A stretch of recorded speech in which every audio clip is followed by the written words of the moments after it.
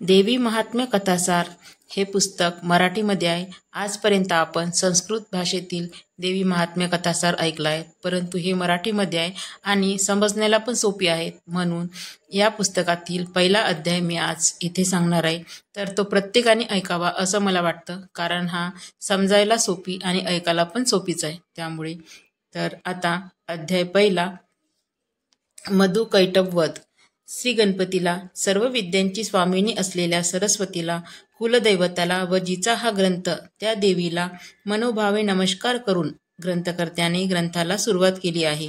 पूर्वी द्वापार युगात नैमिष्य रानात सर्व शौनिकादी ऋषी जमले होते.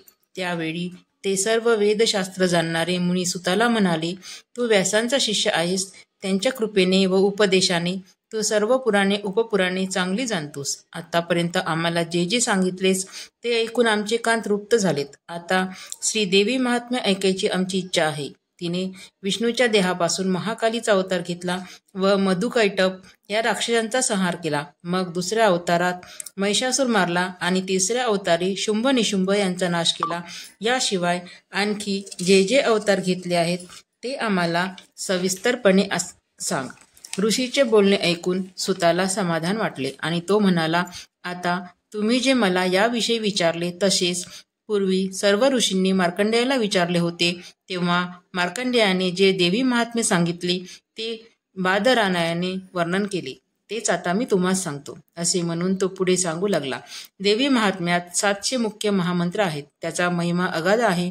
या देवी महात्म्याचे जो पूर्ण विश्वासाने पठण करतो त्याची इच्छा पूर्ण होते. त्याचे पठण वैद्य चतुर्दशी, वैद्य अष्टमी आणि नवरात्रात केले असता मिळणारे फळ हे अपार आहे. मार्कंडेयाला ब्रह्मदेवाने सांगितले होते की महास्तोत्र वाचण्यापूर्वी कवच, अर्गला स्तुती व कीलक यांचे अनुक्रमे पठण करावे.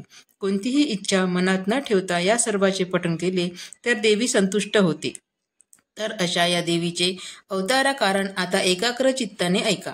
ब्रह्मा, विष्णू व महेश्वर हे तिघे देवीचे पुत्र होत. या आपल्या पुत्रांवर संकट येताच देवी स्वतः अवतार घेऊन दुष्टांचा नाश करते व आपल्या भक्तांचे रक्षण करते. 14 मनूपैकी 8वा जो सावर्णी, त्याला या देवीचा प्रसाद उत्तम प्रकारे मिळाला होता. त्या प्रसादामुळे सावर्णी चिरंजीवी झाला. त्यांची पूर्वजन्मीची कथा अशी आहे. पूर्वी त्यांच्याच वंशातील सुरत नावाचा राजा राज्य करीत होता. त्याचे राज्य खूप मोठे होते. पृथ्वीवरील 50 कोटी इतकी विस्तीर्ण जागा त्याच्या राज्याने व्यापली होती. थोड्याच दिवसात त्याच्या राज्यावर डोळा असलेला शत्रू युद्धाला आले. त्या युद्धात सुरत राजाचा पराभव झाला. त्याचे प्रधानासकट सर्व राज्य शत्रूंनी घेतले. त्या अपमानामुळे तो एकटाच अरण्यात निघून गेला. तिथे अरण्यात मेधा ऋषीचा आश्रम होता. तेथे हिंस्त्र श्वापदेही आपला स्वधर्म सोडून शांततेने राहत होती. तेथील वातावरण पाहून सुरत राजाला समाधान वाटले. तो सरळ मेधा ऋषीच्या समोर जाऊन त्यांच्या पाया पडला व आपली सर्व हकीकत त्याने त्यांना सांगितली. ती ऐकल्यावर ऋषीने राजाला आपल्या आश्रमात मोठ्या सन्मानाने ठेवून घेतले. पण सुरत राजाचे मन तेथे लागेना. वडिलोपार्जित असलेले आपले राज्य आज शत्रूच्या हाती गेले हे त्याला सतत डाचत होते. तेथे राहत असूनही तो नेहमी चिंताक्रांत असे. एकदा समाधी नावाचा एक वैश्यही असाच चिंतामग्न असलेला सुरथाने त्या अरण्यात पाहिला. तेव्हा सुरथाने त्याला चिंतेचे कारण विचारले. तो म्हणाला, माझे नाव समाधी. मी वैश्यकुलात जन्मलो असून अतिशय धनवान होतो. पण माझ्याच बायका मुलांनी माझ्या पैशासाठी मला घराबाहेर काढले. मग मी या वनात आलो. पण येथे राहून तिकडे बायका मुले कशी काय वागतात हे मला काहीच समजत नाही, म्हणून मी काळजीत आहे. हे ऐकताच सुरत राजा म्हणाला, अरे, ज्यांनी तुला घराबाहेर घालवून वनवासी केले त्यांच्याबद्दल तुला एवढे प्रेम का वाटावे? यावर वैश्य म्हणाला, तू म्हणतोस ते खरे आहे, पण माझ्या मनातील त्यांचे प्रेम यत्किंचितही कमी होत नाही. या मोहाचे कारण काही मला समजत नाही.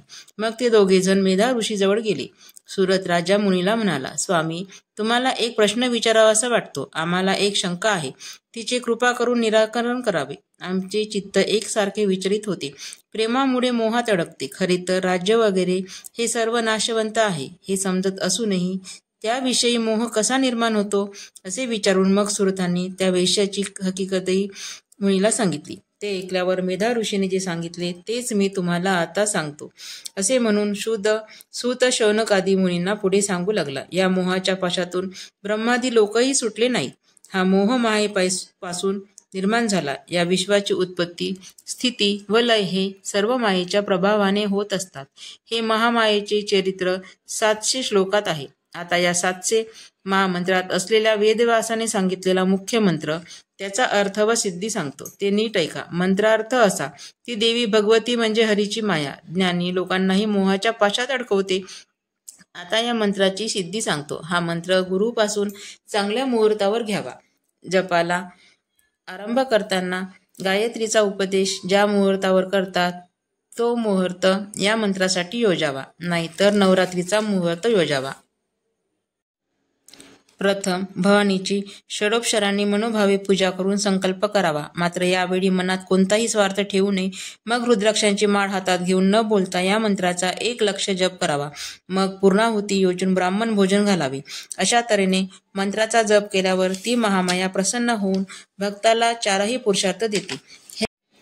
हे ऐकल्यावर त्या राजाने व वैश्याने मेधा ऋषीला विचारले, ही महामाया कोठून कशी उत्पन्न झाली, तिचे स्वरूप कसे होते, ते सर्व आम्हाला सांग. यावर मेधा ऋषीने त्यांना जे सांगितले तेच मी आता तुम्हाला सांगतो. त्या महामायेला जन्म मरण नाही. तिच्या इच्छेप्रमाणे उत्पत्ती, स्थिती व लय होत असतो. देवांच्या कार्यासाठी ती उत्पन्न होते. एकदा विष्णू शेषावर झोपला असता त्याच्या कानातील मडापासून मधु आणि कैटभ या नावाचे 2 राक्षस जन्मले. ते फार भयंकर होते. ते ब्रह्मदेवाला मारायला निघाले. त्यावेळी त्या महाभयंकर राक्षसांना पाहून मन घाबरलं व तो महामायेचे भवानीचे स्तवन करू लागला. मग त्या राक्षसांचा नाश करण्यासाठी देवी प्रत्यक्ष प्रगट झाली. विष्णूच्या तोंडातून, डोळ्यातून, नाकातून व हृदयातून बाहेर पडून देवीने ब्रह्माला दर्शन दिले. अशा तऱ्हेने देवी बाहेर पडल्यामुळे शेषावर झोपलेल्या विष्णू लगेच जागा झाला. तेवढ्यात मधु व कैटभ दोघेही ब्रह्मावर धावले. तेव्हा ब्रह्मा देवीकडे आशेने पाहू लागला. त्यावेळेचे देवीचे रूप महाभयंकर होते. 10 हात, 10 पाय, 10 तोंडे व काजळासारखी काळी, म्हणूनच तिचे महाकाली हे नाव होते. कपाळावर कुंकुम तिलक असून 10 हातात शस्त्रे होती. मग त्या राक्षसांचे व विष्णूचे युद्ध जुंपले. हे भयंकर युद्ध 5000 वर्ष चालले होते. मधु व कैटभ दोघेही बलवान होते, त्यामुळे विष्णूला ते आवरेनासे झाले. हे पाहून मग महामायेने त्यांना मोहविले. त्यामुळे ते लगेच विष्णूला शरण आले व म्हणू लागले, देवा, तुझ्या मनात काय इच्छा आहे ते सांग, म्हणजे त्याप्रमाणे आम्ही वागतो. हे ऐकताच विष्णू म्हणाला, तुम्ही आता मरण पत्करावे अशी माझी इच्छा आहे. मग सर्व जग पाण्याने भरले आहे असे पाहून ते दोघे म्हणाले, पाणी नाही अशा ठिकाणी आम्हाला मरण दे. त्याचबरोबर विष्णूने त्या दोघांना आपल्या कटीवर घेऊन त्यांचा शिरच्छेद केला. अशा तऱ्हेने मधु व कैटभ यांचा नाश करण्यासाठी महाकाली उत्पन्न झाली. हाच तिचा प्रथम अवतार होय. या अध्यायाचे नित्य श्रवण व पठण केल्याने सर्व बाधा नष्ट होतात. आता यापुढील दुसरा अध्याय समोर भागामध्ये